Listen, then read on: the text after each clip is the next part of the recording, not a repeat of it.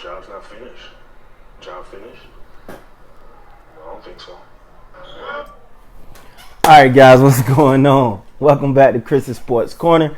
Real quick, man. Hope everybody's having a great Monday.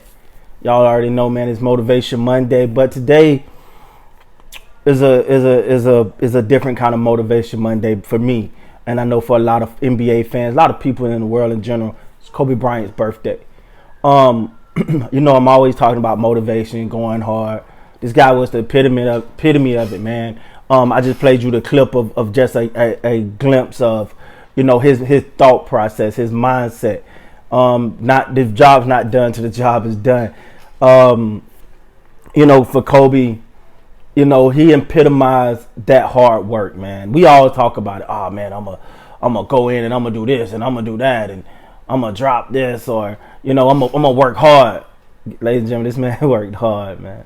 He freaking worked hard, man. And I gotta be honest, I've never seen it duplicate. Like don't get me wrong, and it was all by design, right?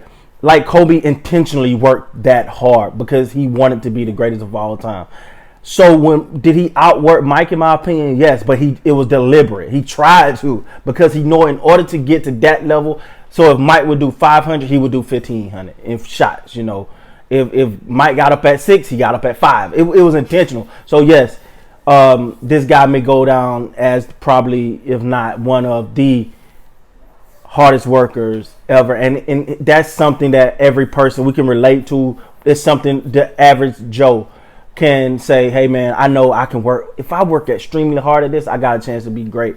I got another clip for you guys here that I want to show, man.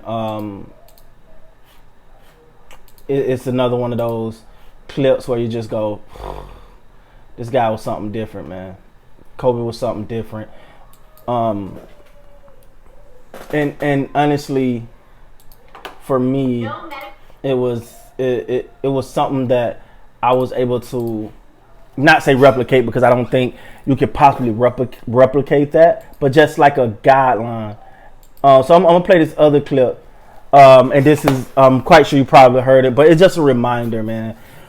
This is another clip. This is Jason Williams talking about Kobe. So check this out. It's at 7. You know what? I'm gonna come to the Staples Center because we're playing. This one, the Lakers had Kobe and Shaq. Okay, this is like the championship Lakers. So I'm gonna get there at 3 o'clock. I want to make sure I make 408 shots before I go back into the room, and then I sit in the sauna and I get ready for the game. Who do I see? I see Kobe Bryant, already working out. So once I set my foot across that line, I started working out, and so I worked out for a good hour and a half. And when I came off, after I was done, I sat down, and of course I still heard the ball bounce. I looked down, like, this guy's still working out.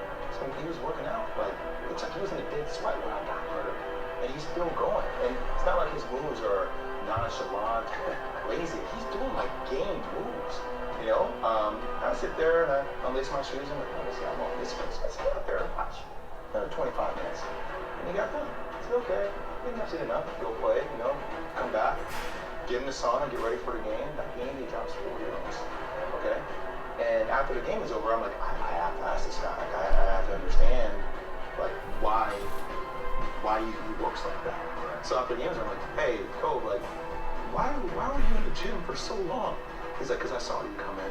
And I wanted you to know that it doesn't matter how hard you work, that I'm willing to work harder than you. Wow. You inspire me to be better. And it was the first time I started to see this level of competitiveness where I said, I need to start doing more. Wow. But you never get better if you're not willing to put in the time. And basketball is very similar to the game of life. All right, so that's another clip, man. That there was one that really stuck with me, because you didn't hear Kobe say, I'm better than you because I'm better than you. I'm better than you because I'm Kobe. His direct message was, no matter how hard you're willing to work, I'm willing to work harder.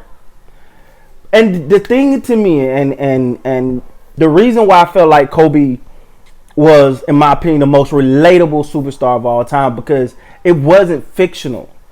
It wasn't, let me put this on Instagram for likes.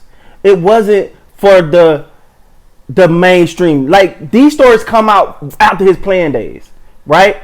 There's another story and about Kobe Bryant during the Olympics. I'm quite sure you've heard that story too, where he literally had the janitor to have to go open the gym at like 2 in the morning just so he could work, just so he can go work out because he wanted to be better. Then he goes over to the they play a game in the Olympics, and he asked the coach, could I guard?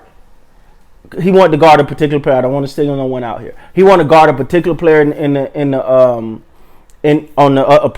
an opposing team, and so he said, just let me play defense. He goes through that process. The guy pretty much he shuts the guy down, and Kobe's no longer interested in the game anymore because he just wanted to play defense against this guy. Y'all probably know what I'm talking about. But it's just those type of things, man, that you realize, hey, yo, I might not be Kobe Bryant, but I can work myself every single day. Kobe Bryant epitomized exactly what we wish the NBA still was. The thing about Kobe, you love the fact that he never left the Los Angeles Lakers. He is a Laker. When you put, people gonna argue, Kobe's on that Laker list probably number one.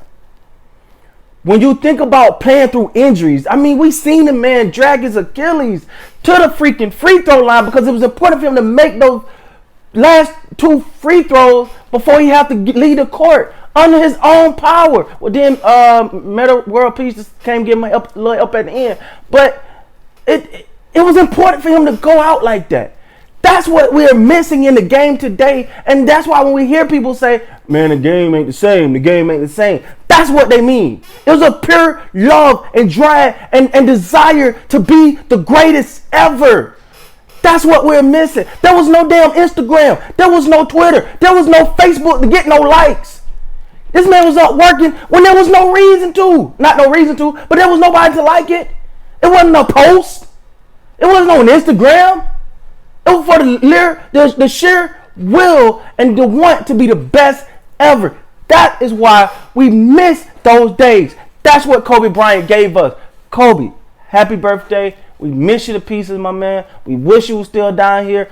Gigi, the next Kobe. That's all we can say. We fell shortchanged because we never got to see what she was going to be, man. So, happy birthday to Kobe. Man, we miss you, B.